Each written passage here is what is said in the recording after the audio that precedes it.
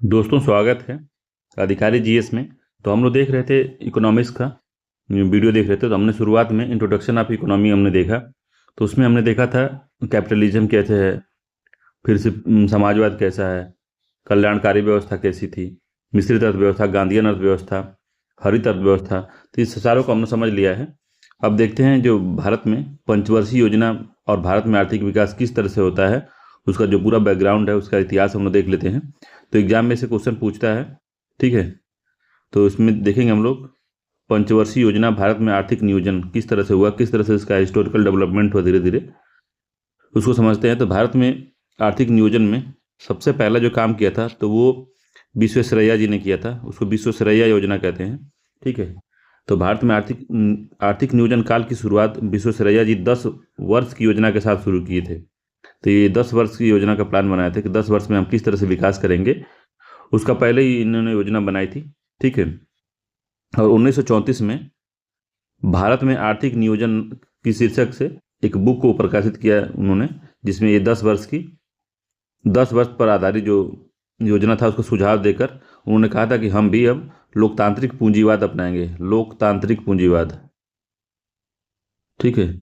लोकतांत्रिक पूंजीवाद जैसे कि सबको विकास हो, सबका विकास हो, इस तरह से मौका देंगे जैसे यूएसए में है। यूएसए है, यूनाइटेड स्टेट्स ऑफ अमेरिका में जिस तरीके से है, उस तरह से हम लोकतांत्रिक समाजवाद को का समर्थन करेंगे, इन्होंने कहा था अपनी बुक में। भारत में आर्थिक नियोजन इनकी बुक है। पूछता है कभी कि भारत में आर्थिक नियोजन किसकी बुक है, तो वो विश्वेश्वरैया जी की बुक है, ठीक। उसको भी याद रखिएगा, ठीक है। तो उन्होंने लोकतांत्रिक पूंजीवाद का समर्थन किया जिसमें औद्योगिकरण पर जोर दिया। हालांकि ब्रिटिश सरकार ने इस योजना को में कोई ज़्यादा दिलचस्पी नहीं दिखाई, क्योंकि 1934 में थी तो उसमें ब्रिटिश सरकार ही चल रहा था, ठीक है। दिलचस्पी नहीं दिखाई, लेकिन इसने देश के शिक्षित युवाओं के बीच में राष्ट्रीय नियोजन की मांग को सफलतापूर्वक उभारा। तो जो राष्ट्र उस समय के जो युवा थे बुक को पढ़े और उनको लगा कि नहीं, हमारे जो राष्ट्रीय नियोजन की मांग है वो सही है, और हम इसको आगे जब हम अपना जब आज़ादी ले लेंगे या देश हमारा जब आज़ाद हो जाएगा तो हम इसको लागू करेंगे। तो ठीक है, तो हम देखते हैं कि राष्ट्रीय नियोजन हमारे देश में लागू हुआ पंचवर्षीय योजना के नाम से। तो ये विकास का क्रम है उसी में। तो ठीक है, तो विश्वेश्वरैया योजना ये थी 1934 में आई थी, याद रखिएगा, कभी कभी मिलान करवा देता है। अगर बीजन वगैरह की आप टेस्ट सीरीज लगाते होंगे तो उसमें देखते होंगे इस तरह से क्वेश्चन रहते हैं इसके, ठीक है। तो अगला जो प्लान बना इस पंचवर्षीय योजना या भारत के नियोजन के प्लान में, तो राष्ट्रीय योजना आयोग बना इसमें, ठीक है। राष्ट्रीय योजना आयोग, इसको एनपीसी कहते थे, ठीक है। तो यह भारत के राष्ट्रीय योजना विकास करने का प्रथम प्रयास था, जिसमें ये जो है भारतीय योजना की विकसित करने का प्रथम प्रयास था। योजना विकसित करनी थी जिसकी शुरुआत 1838 में जवाहरलाल नेहरू की अध्यक्षता में गठित एक जो एनपीसी कमेटी थी उसके द्वारा का होना था। हालांकि विश्व युद्ध उसी समय सेकेंड वर्ल्ड वार चालू हो गया, इस कारण से रिपोर्ट जो है तैयार नहीं हो पाई, मगर आखिरकार इसका दस्तावेज था 1948 और 49 में स्वतंत्रता के बाद ये जारी हुआ, ठीक है। तो एनपीसी थी। अध्यक्ष कौन थे? जवाहरलाल नेहरू थे, 1938 में बनी थी। अब आता है बॉम्बे योजना। तो बॉम्बे योजना जो था, इसमें जो महत्वपूर्ण जो उस समय के टॉप जो उद्योगपति थे, शीर्ष 8 उद्योगपति और उद्योगपतियों और तकनीकी विशेषज्ञों ने भारत में आर्थिक विकास की योजना शीर्षक से एक जो संक्षिप्त ज्ञापन मसौदा तैयार किया इन्होंने, ठीक है, जिसका संपादन पुरुषोत्तम ठाकुर दास ने इसको 1944 में किया था। 1944 में इस मसौदे को बॉम्बे योजना के नाम से जाना जाता है। और इस योजना का उद्देश्य था 15 वर्षों में कृषि क्षेत्र में आउटपुट को दोगुना करना था। कृषि क्षेत्र का आउटपुट मतलब कि कृषि में जो उत्पादन हो रहा है उसको हम 15 साल में दोगुना कर देंगे। तो ये इन्होंने अपना विचार रखा था बॉम्बे योजना में। तो बॉम्बे योजना कभी पूछता है कब आई थी बॉम्बे योजना, तो 1944 तक मिलान कराता है इन लोगों का। कि राष्ट्रीय योजना आयोग कब बना था, तो 1938 में। उससे पहले पूछता है विश्वेश्वरैया जो प्लान था कब आया था, तो 1934 में आया था। बॉम्बे योजना 1944 में। तो इस तरह से पूछता है, तो इसको याद करिएगा, मिलान करवा देता है, ठीक है। तो इसमें क्या था कि 15 वर्षों में कृषि में आउटपुट को दोगुना करना। आउटपुट मतलब कि इनपुट के साथ की बात नहीं, कि इसने आउटपुट कहा कि जो उत्पादन होता है, जैसे मान लीजिए एक बीघा खेत है, तो 1 बीघा खेत में अगर 2 कुंटल उत्पादन हो रहा था, हम 15 वर्ष में उसको 4 कुंटल कर देंगे। तो इस तरह का इन्होंने योजना कृषि क्षेत्र में आउटपुट के लिए उनको दोगुना करने का प्रयास किया। और उद्योग में इन्होंने बताया था कि जो उद्योग है इंडस्ट्री है उसमें हम वृद्धि को 5 गुना बढ़ाएंगे 15 वर्षों में। ठीक है, तो 15 वर्ष में 5 गुना बढ़ाने का इन्होंने प्लान रखा था। बॉम्बे योजना का जो मुख्य सिद्धांत था वो अर्थव्यवस्था का विकास बिना सरकारी हस्तक्षेप और विनियमन के नहीं हो सकता। ये इनका कारण था कि सरकार को हस्तक्षेप करना ही पड़ेगा इसमें, बिना सरकार के हस्तक्षेप से अर्थव्यवस्था का विकास हो ही नहीं सकता, इनका ये कहना था। ठीक है, आधिकारिक रूप से यह योजना को कभी स्वीकार नहीं किया, लेकिन इसके सुझावों को भविष्य में आर्थिक योजनाओं में दोहराया गया है बॉम्बे प्लान को। तो बॉम्बे प्लान भी पूछता है, याद रखिए, मिलान कर रहा था, डेट का मिलान कर रहा था, कब ये बना था। ठीक, अगला पीपल प्लान आया था। पीपल प्लान आया था, लोगों का प्लान। तो कब ये आया था? तो साम्यवादी नेता थे M N Roy. M N Roy सभी लोग जानते होंगे। एम एन रॉय ने सर्वप्रथम संविधान सभा बनाने की मांग 1934 में कर दी थी। वही एम एन रॉय हैं जो कम्युनिस्ट विचारधारा से प्रभावित थे, मार्क्सवादी विचारधारा से प्रभावित थे। तो 1944 में लाहौर की भारतीय परिसंघ के उत्तर युद्ध पुनर्संरचना समिति की ओर से किया गया था क्या? पीपल्स प्लान का मसौदा कौन दिया था? साम्यवादी नेता एम एन रॉय द्वारा लाहौर की भारतीय परिसंघ के उत्तर युद्ध पुनर्संरचना, जो युद्ध में नुकसान हुआ था, किस तरह से उसका पुनर्संरचना की जाए, तो उसी में बैठक करते थे मार्क्सवादी लोग। तो उसी में इन्होंने ये विचार दिया था पीपल्स प्लान का। कौन? तो एम एन रॉय ने दिया था। यह मार्क्सवादी समाजवाद पर आधारित था और इसमें कृषि को प्रधानता दी गई। इसमें कृषि और सभी उत्पादन गतिविधियों को के राष्ट्रीयकृत होने पर बल दिया गया। तो ये नेशनलाइजेशन पे ज़्यादा बल देते थे कि नेशनलाइज कर दी चीज़ों को। ठीक है, राष्ट्रीयकरण कर दिए सबका, सब पे जनता का अधिकार होगा। तो वो विचारधारा ये रखे थे। तो ये चाहते थे पीपल्स प्लान में कि जो कृषि और उत्पादन की गतिविधियों का नेशनलाइजेशन हो जाए, जैसे बैंकों का राष्ट्रीयकरण हो गया था जो 1969 ईस्वी में, उसी तरीके से इसको भी चाहते थे ये। ठीक है, तो कहीं ना कहीं ये जो है राष्ट्रीयकृत वाला मामला, इसको तो धीरे धीरे आगे चल के कभी इंदिरा गांधी तो कभी अन्य जो प्रधानमंत्री थे राष्ट्रीयकरण करते गए चीज़ों का।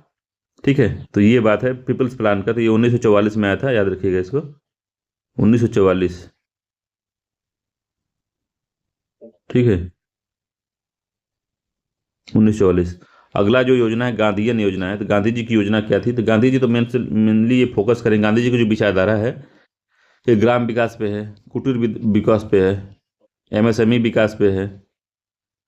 ठीक है, तो ये चीज़ वो ज़्यादा है बोल देंगे, औद्योगिकरण को थोड़ा नकारेंगे ये। तो देखते हैं। तो गांधी जी योजना का जो मसौदा था, ये पूछता है मसौदा किसने तैयार किया था? तो एस एन रॉय ने किया था, एस एन अग्रवाल ने किया था। एस एन अग्रवाल 1944 में जो है ये मसौदा तैयार किया था, गांधीयन योजना। तो गांधी योजना का मसौदा पूछता है तो एस एन अग्रवाल ने तैयार किया था। तो वर्धा वाणिज्यिक कॉलेज के सिद्धांत पर तैयार किया गया था इसको। ठीक है, इस योजना में भारत के लिए आत्मनिर्भर गांवों के साथ साथ विकेंद्रीकृत और आर्थिक संरचना पर जोर दिया गया था। तो डिसेंट्रलाइजेशन इकोनॉमिकल स्ट्रक्चर की बात की थी इन्होंने। ठीक है, तो आत्मनिर्भर गांव मतलब गांव खुद अपने आप पर निर्भर हो, आप ऐसा कोई व्यवस्था करिए। ठीक है, जैसे वहाँ पे आप हैंडलूम के विकास करिए, हस्तशिल्प को बढ़वाइए।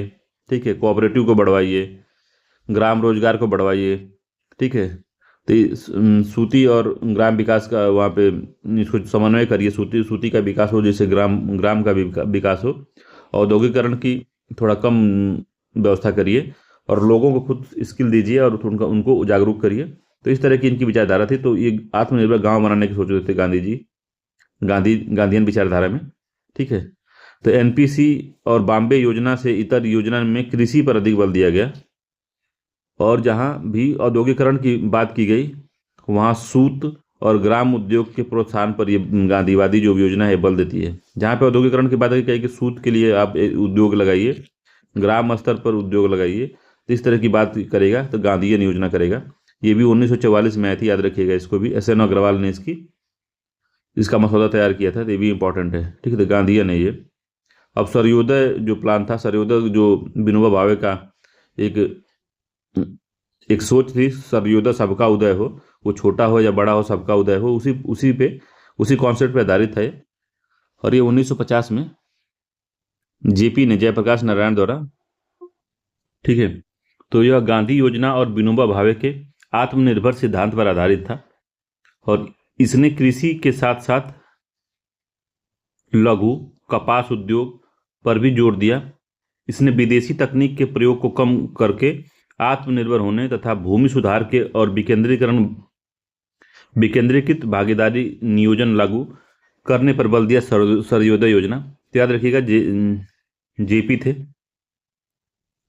1950 में आई थी, और ये भी जो है गांधीयन विचारधारा पे थी लगभग। तो लघु और जो कपास उद्योग थे, सूती उद्योग थे, कॉटन उद्योग थे, उन पे ज़्यादा फोकस कर रही थी, और कृषि को ज़्यादा बढ़ावा देने की ये भी बात करती है, और तकनीकों का कम प्रयोग करके आत्मनिर्भरता पे ज़्यादा ध्यान देता है। ठीक है, तो ये सर्वोदय योजना था। अगला योजना आयोग। तो योजना आयोग जो है स्वतंत्रता प्राप्ति के पश्चात अखिल भारतीय कांग्रेस समिति द्वारा आर्थिक कार्यक्रम समिति ने गठित की गई, पंडित जवाहरलाल नेहरू की अध्यक्षता में। तो 1948 में समिति ने योजना आयोग के गठन की बात की और कहा कि एक योजना आयोग बनाया जाए जो कि योजनाओं को बनाएगी।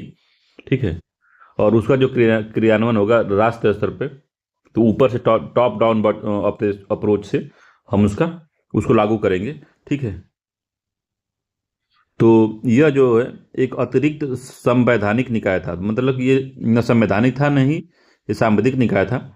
योजना आयोग एक कार्यकारी आदेश से बना था, कार्यपालिका के आदेश से बना हुआ संस्थान था। ठीक है, जिस पर 5 वर्षों के लिए पंचवर्षीय योजना बनाने का दायित्व दिया गया। ठीक है, तो इसको याद रखिएगा, 5 वर्ष के लिए पंचवर्षीय योजना बनाने का दायित्व जो है योजना आयोग को दिया गया, जो इसके अध्यक्ष पीएम होते थे।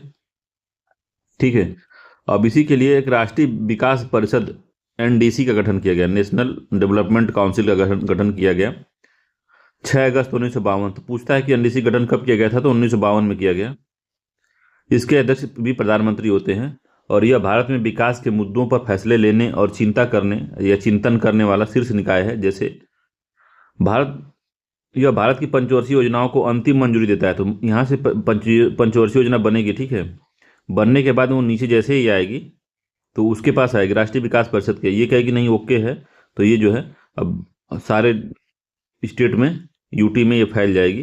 अब यही योजना देश भर में लागू हो जाएगी। ठीक है, तो इसका जो है फाइनल जो टच इसको देता था तो एनडीसी देता था। ठीक है, अब प्रथम 3 पंचवर्षीय योजना के संक्षेप में इसको जानकारी देख लेते हैं। पंचवर्षीय योजना आयोग ने बनाया। ठीक है, पंचवर्षीय योजना आयोग ने बनाई, फिर उसके बाद में एनडीसी ने उसको अप्रूव किया, और वो आगे कैसे लागू हुआ, तो क्या क्या चीज़ें थी तो उसको देखते हैं। तो प्रथम योजना आयोग ने प्रथम पंचवर्षीय योजना 5 ईयर प्लान बनाया। प्रथम पंचवर्षीय योजना बनी 1951 से लेकर 1956 के बीच में, 5 साल के लिए। तो अभी हमारा देश आज़ाद हुआ था 1947 में, तो अभी 3 साल हुए थे। तो 3 साल में तो अभी हम लोग खाने के लाले पड़े हुए थे, चीज़ों में बहुत ज़्यादा पैसा नहीं थी, न बहुत संसाधन तो बहुत थे, मगर कैसे उसका यूज करना, कैसे यूटिलाइज करना है, किस तरह से हम कृषि में से उत्पादकता बढ़ाएं ताकि अपने देश के लोगों का पेट भर सकें, तो ये सब मामला भी चल रहा था बहुत। तो अभी हम भारी उद्योग नहीं लगा सकते थे कि हम भारी उद्योग लगाएं, बड़े बड़े मशीनरी लाएं, आयात और निर्यात करें, तो ये सब चीज़ें तो थोड़ा सा हम लोग बच रहे थे। तो सबसे पहले हमने सोचा कि पेट भरते हैं पहले, तो इस वजह से उस समय के जो प्रधानमंत्री जवाहरलाल नेहरू और उनके थिंक टैंक था जो योजना आयोग था, राष्ट्रीय विकास परिषद, इन्होंने कहा कि कृषि मूल्य स्थिरता, जो खाद्यान्न के जो भाव बढ़े हुए थे, तो उसकी स्थिरता और बुनियादी ढांचे पे हम काम करेंगे। तो पहला जो था होरार्ड डोमर मॉडल जो था, होरार्ड डोमर मॉडल पूछता है किस पे आधारित था, तो ये जो है कृषि अर्थव्यवस्था पे आधारित थी, होरार्ड डोमर मॉडल। ठीक है, तो पूछता है प्रथम पंचवर्षीय योजना किसके आधारित मॉडल था, तो ये होरार्ड डोमर मॉडल था। ये इसको याद रखिएगा, यही पूछता है सीधे, तो ये वाला लाइन याद रखिएगा। ठीक है, अर्थव्यवस्था में की वृद्धि दर सकारात्मक दृष्टि में पूंजी की उत्पादकता और निवेश दर पर निर्भर करती है, ये कहता है। ठीक है, तो कृषि क्षेत्र पे टारगेट किया पहली पंचवर्षीय योजना। ठीक है, दूसरी पंचवर्षीय योजना में क्या किया गया कि हम लोग द्वितीय पंचवर्षीय योजना लाए। जब ये पंचवर्षीय योजना खत्म हो गई 1956 तक, तो 1956 से 61 के बीच में हमने द्वितीय पंचवर्षीय योजना चालू की।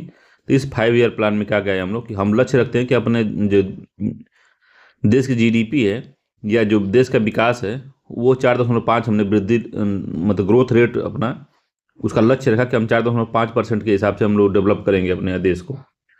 ठीक है, तो लक्ष्य ये रहा। प्राप्ति कितनी हुई, तो लक्ष्य तो हमने रखा, प्राप्ति वास्तविक वृद्धि जो हुई थी वो 4.27 की हुई, यानी कम हुई थी, जितना सोचे थे उससे लगभग 2.3%, 0.23% कम हुई। ठीक है, तो इसमें इसका ध्यान केंद्रित है, इसका टारगेट था तेज औद्योगिकरण पे। पहले पे कृषि पे ध्यान था, दूसरा पे औद्योगिकरण पे ध्यान था। तो इस मॉडल को महालनोबिस योजना की भी कहा जाता है, इसको कहता है महालनोबिस मॉडल भी कहा जाता है इसमें।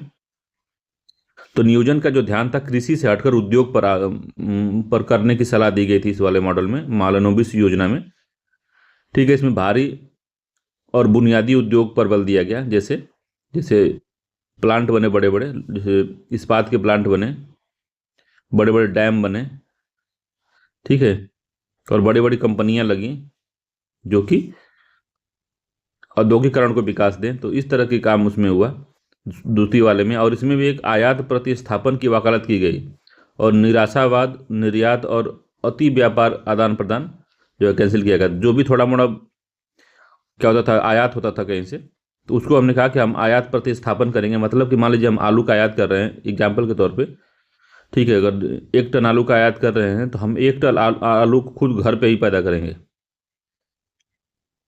ठीक है, तो उन्होंने आलू का घर में ही उत्पादन करने का प्रयास किया कि हम लगभग 80 कुंटल हम घर ही पे उगाएं, कम से कम आयात करें। तो जिस चीज़ का हम आयात कर रहे हैं उसका हम खुद उत्पादन कर लें, जिससे कि आयात का प्रतिस्थापन कर दें हम। तो कभी कभी एग्जाम में पूछता है कि आयात प्रतिस्थापन क्या है, तो यही है कि हम आयात पे जिन आयात पे हम निर्भर हैं उन आयात को हम कैसे कम कर सकते हैं, उस सामान का खुद ही हम उत्पादन करने लगें। तो कुछ चीज़ें होती हैं कि जो कि आयात करनी ही पड़ेगी, जैसे कुकिंग कोल हो गया, उसको आयात करना ही होगा, हमारे देश में नहीं है। मगर जो चीज़ें हमारे, हम उसको बना सकते हैं, हम उसका खनन कर सकते हैं, हम उसमें अपना कहीं से हम उसको दूसरी जगह से अपने अपना उत्पादन करके मेहनत करके हम उसको पैदा कर सकते हैं। तो हम क्यों जो है उसका आयात करें। तो हम आयात प्रतिस्थापन करेंगे, हम खुद ही उसका उत्पादन करेंगे। तो ये इंपॉर्टेंट चीज़ है, इसलिए इतना बता रहा हूँ इसको, आयात प्रतिस्थापन। कई बार क्वेश्चन पूछा है इससे, जब भी कहीं PYQ जब लगाएंगे तब इसका पता चलता है कि आयात प्रतिस्थापन क्या था। तो UPSC ने पूछा था एक बार। ठीक है, तो इसमें वो निराशावाद, निर्यात और अति व्यापार आदान प्रदान उसमें था। तो इसको कम करना था हमको, जो आयात था उसको कम करना था, और निर्यात को बढ़ावा देना। या तो निर्यात आयात को छोड़िए, हम खुद ही अपने यहाँ पैदा कर लेंगे, हम मंगाएंगे नहीं कहीं दूसरे देशों से। ठीक है, अब तृतीय पंचवर्षीय योजना जो थी आई, ठीक है, इसमें जो ग्रोथ रेट थी 4.2 थी द्वितीय वाले में, याद रखिएगा। टारगेट 4.5 का था, मगर जो वास्तविक वृद्धि हुई थी वो 4.27 की हुई थी। उसके बाद आई तृतीय पंचवर्षीय योजना, इसका समय था 1961 से लेके 1966 के बीच में। ठीक है, तो इसका लक्ष्य रखा कि हम 5.6% से हम विकास करेंगे, टारगेट रखा गया था। ठीक है, मगर अचीव कितना हुआ, तो अचीव हुआ था 2.84%, तो लगभग आधा के आसपास हुआ था। ठीक है, तो ऐसा क्यों हो गया भाई, क्यों हम अचीव नहीं कर पाए? तो कई कारण हुए थे इसमें।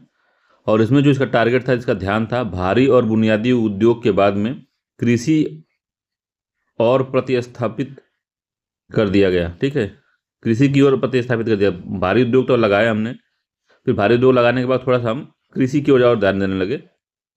जैसे इसमें हम सिंचाई उचाई की सुविधाओं का विकास करने लगे, ये सब चीज़ों पे ध्यान देने लगे थोड़ा। ठीक है, तो आपको पता होगा कि इसी में 1961 से लेके 1966 में कई घटनाएं हुई हमारे देश में, जिससे कि ये तृतीय पंचवर्षीय योजना का झटका लग गया। तो क्या क्या हुआ इसमें? तो पहली बात, चीन से 1962 में युद्ध हो गया भारत का, Bharat China war, Bharat China war हो गया 1962 में। ठीक है, उसके बाद में पाकिस्तान से युद्ध हो गया 1965 में। देख रहे हैं, 2 बार चीज़ें में गड़बड़ हो गई मामला। 1961 से 66 के बीच में पंचवर्षीय योजना थी, 2 युद्ध हो गया, भयंकर सूखा पड़ गया, यह योजना के कई मोर्चे में असफल साबित हो गई। ठीक है, तो इसीलिए जो ग्रोथ रेट था, वृद्धि दर थी 2.84 ही रह गई। ठीक है, तो ये पूरा मामला हुआ इसमें। ठीक है, तो इसमें सेकेंड वार पूछता है कि चाइना वार किस पंचवर्षीय योजना में हुआ था, तो तृतीय पंचवर्षीय योजना में हुआ। पाकिस्तान वार भी तृतीय पंचवर्षीय योजना में हुआ। तो 1966-67 से 1967-68, 1967-68-69 3 वर्ष की योजनाएं, 3 वार्षिक योजनाएं थी। ठीक है, तो क्या हुआ कि जब ये सब भयंकर सूखा उखा हो गया, सब चीज़ें हो गई, और इसी में जो था जवाहरलाल नेहरू की मृत्यु हो गई थी। JL नेहरू की मृत्यु 1964 में हो गई। मई 1964 में उनकी मृत्यु हो गई। तो जो मृत्यु हुई, इसे और दिक्कत हो गई, थोड़ा सा और राजनीतिक संकट भी आ गया देश पे कि कौन अभी दूरदर्शिता वाला व्यक्ति उस तरह कोई था नहीं। ठीक है। तो प्रधानमंत्री लाल बहादुर शास्त्री बने, लाल बहादुर शास्त्री। ठीक है। तो पैसा कमी की वजह से, दूरदर्शिता की वजह से, और जो वार हो गया था, सूखा हो गया था, इससे काफ़ी फाइनेंशियली दिक्कत हो गई थी। तब पंचवर्षीय योजना चलाने के हम मतलब कि हालत में नहीं थे। तो पंचवर्षीय योजना चलाने की हालत में नहीं थे, इस वजह से हमने क्या किया, तो हमने सोचा कि अब एक एक साल का जो है प्लान बनाते हैं और एक साल में जितना हो सके उतना हम विकास करते हैं, इम्प्लीमेंट करते हैं। तो इसी वजह से पंचवर्षीय योजनाओं को 1966, 67, 68, 69 तक जो है 66 से 69 तक होल्ड कर दिया गया, इनको रोका गया। 3 लगातार वर्ष तक पंचवर्षीय योजना को स्थगित करने के कारण इस योजना का अवकाश कहा जाता है। तो पंचवर्षीय योजना को छुट्टी दी गई कि 5 वर्ष के लिए हमारे पास संसाधन नहीं, तो हम चलिए इसको थोड़ा छुट्टी देते हैं। ठीक है। और इसी समय जो व्यापक खाद्य संकट के कारण वार्षिक योजनाओं पर ध्यान केंद्रित किया गया सरकार द्वारा। तो व्यापक खाद्य संकट था, ऐसा समझ लीजिए कि उनको कहना पड़ा, जय जवान जय किसान का नारा जो है लाल बहादुर शास्त्री ने इसी में दिया था। और वो कहे इस बात को लेके कि जो देश की माएँ हैं वो केवल एक टाइम लोग खाना खाएं और खुद ही हल चलाएं। तो अपने जहाँ आवास था, लाल बहादुर शास्त्री ने वहाँ पे हल चलाया और खुद एक टाइम खाना खाते थे, ताकि मतलब कि एक रोल मॉडल की तरह थे। तो इस तरह से लोगों में इन्होंने जुनून भर दिया कि लोग सच में एक टाइम खाने के लिए वो हो गया, इतना सपोर्ट में आ गए इनके जवाहरलाल, उनके लाल बहादुर शास्त्री के, कि आप सोच नहीं सकते उस समय की बातें। ठीक है। तो ध्यान केंद्रित किया इस पर, और इस योजना के दौरान, इन योजनाओं के दौरान ही हरित क्रांति की नींव रखी गई। ठीक है। तो खाद्यान्न संकट इतना ज़्यादा था, तो देखने जा सकता था, देखा नहीं जा सकता था, एक टाइम लोग खाना खाते थे, सब समझ सकते हैं आप।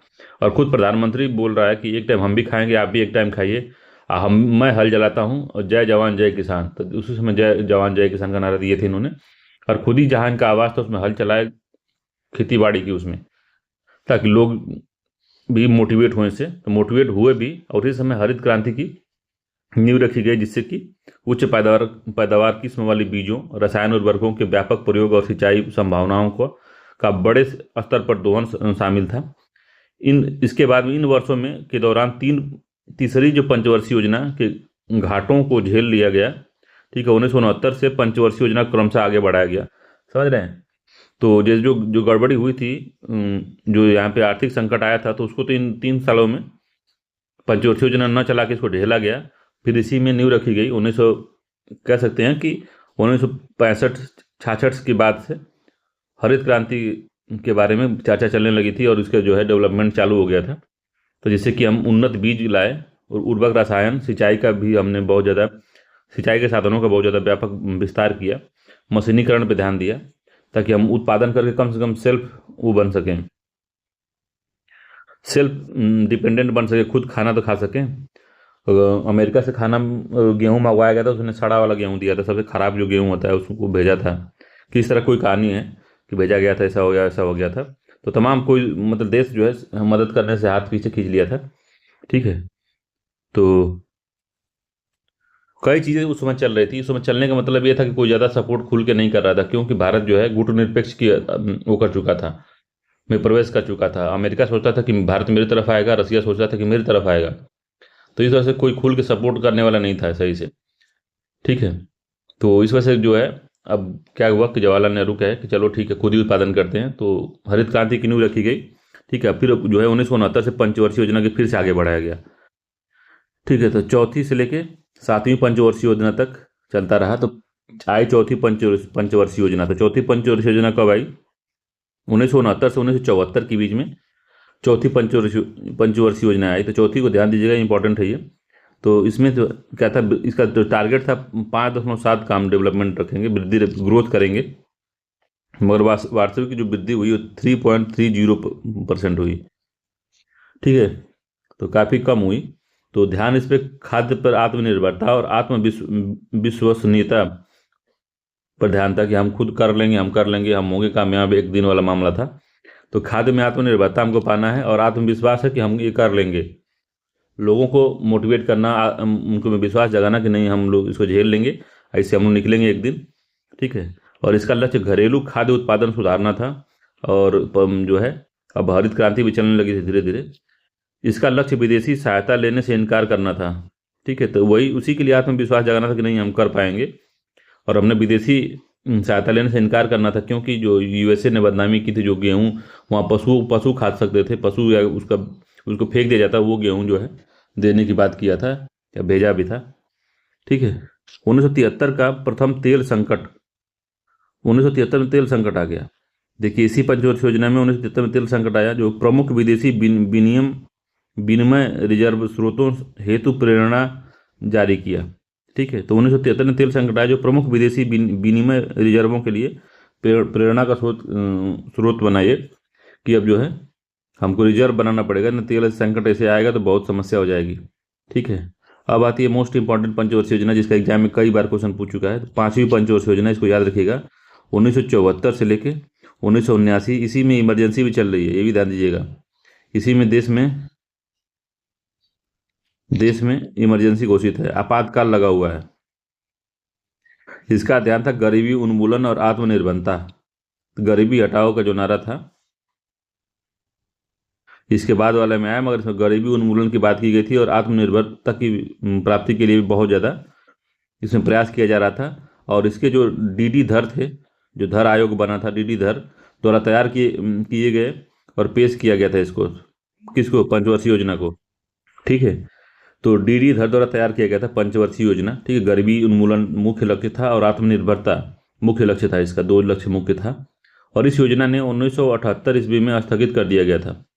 इस योजना को 1978 में स्थगित कर दिया गया, 1979 तक नहीं चली। क्यों स्थगित किया गया? क्योंकि इमरजेंसी के बाद में जो इंदिरा गांधी थी उन पे से देश का विश्वास उठ गया था और वो हार गई थी। जब वो हार गई तो नई सरकार, जनता पार्टी की सरकार बनी, तो उसने क्या किया, पंचवर्षीय योजना को रद्द कर दिया। अब कहा कि हम लाएंगे अब रोलिंग प्लान। तो वर्ष 1978 से 79 में और 1979 से 80 के बीच 3 अनवरत योजना या रोलिंग प्लान चलाई गई। ठीक है, तो 1978 से 79 और 1979 से 80 के बीच में चला था रोलिंग प्लान। 3 अनवरत प्लान चली थी या 3 रोलिंग प्लान चला था, याद रखिएगा। 1978 से लेकर 80 के बीच में कोई पंचवर्षीय योजना नहीं चली थी, चला था रोलिंग प्लान। ठीक है, ठीक है। तो अब क्या हुआ, 1980 में फिर से इंदिरा गांधी जो है, जो इनकी सरकार बनी थी जनता पार्टी की या गठबंधन की जो सरकार बनी थी, वो सरकार गिर गई। फिर से इंदिरा गांधी जो है बहुमत से चुन के आई और फिर उन्होंने पंचवर्षीय योजना चालू की और छठी पंचवर्षीय योजना आई। ठीक है, 1980 से लेकर 85 के बीच चली और इसमें जो लक्ष्य रखा था 5.2 का रखा था और वास्तविक वृद्धि जो हुई थी वो 5.4 हुई। तो पहला ऐसी पंचवर्षीय योजना थी जिसने की अधिक ग्रोथ किया। ठीक है, ऊपर वाली जो पंचवर्षीय योजना थी उसका लक्ष्य 5वीं का था, 4.4 था डेवलपमेंट, इसमें भी 4.8 हुआ, तो ये भी थोड़ा विकास की।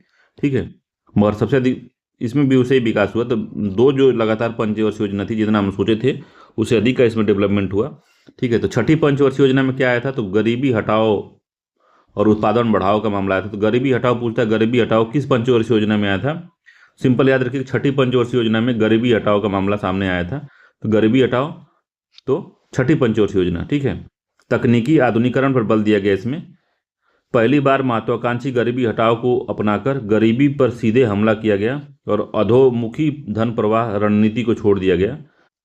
ठीक है, तो गरीबी हटाओ जो है छठी पंचवर्षीय योजना में आया था। इसको किसी तरह से याद कर लीजिएगा, कई बार पूछ लेता है।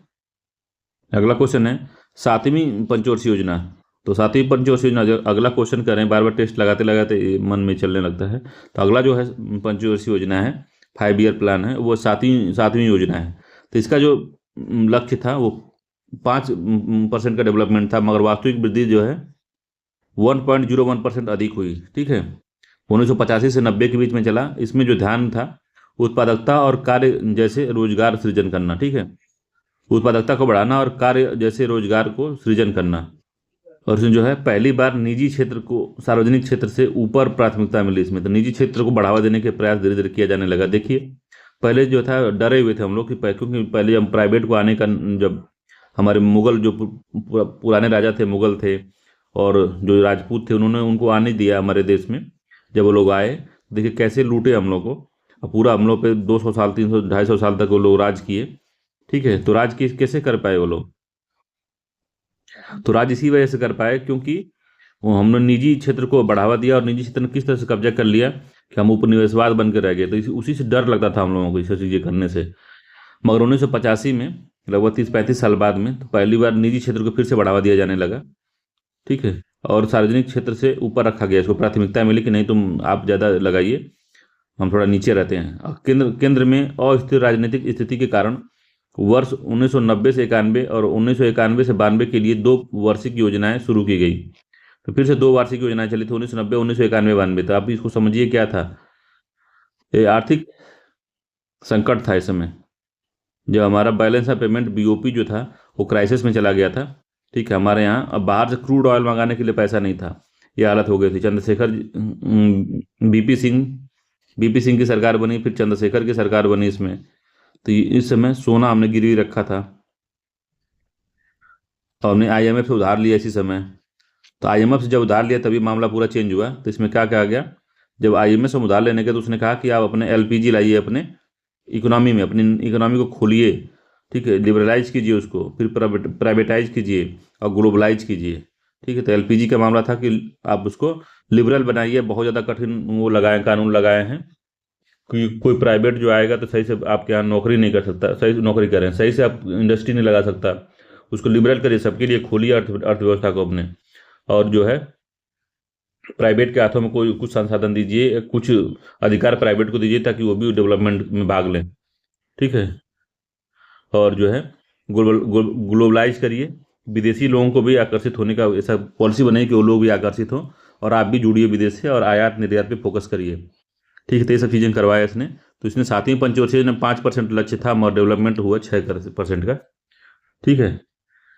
तो याद रखिएगा इसको। इसमें भी 1991 और 1992 में पंचवर्षीय योजना चलाने की क्षमता नहीं थी। तो हमने क्या किया, एक एक साल का प्लान चलाया। तो तीसरी बार है ये। ठीक है। 8वीं पंचवर्षीय योजना आई, जिसमें लक्ष्य हमने 5.6 का रखा, वृद्धि 6.8 की हुई 1992 से लेकर 1997 के बीच में। तो ये इस पे ध्यान जो था मानव संसाधन विकास पे था। इस योजना के दौरान उदारीकरण, निजीकरण और वैश्वीकरण के साथ नई आर्थिक नीतियां भी लाई गई इसमें। तो काफ़ी सुधार किया गया नीतियों में। ठीक है। काफ़ी नीतियों में, कानूनों में, टैक्सेशन में, हर चीज़ में सुधार हुआ यहाँ पे। ठीक है। तो इसको पूरा हम लोग देख लेते हैं। तो मानव संसाधन पे ध्यान दिया। इसके बाद में इस योजना के दौरान उदारीकरण, निजीकरण, वैश्वीकरण के साथ नई नीतियों को लाया गया।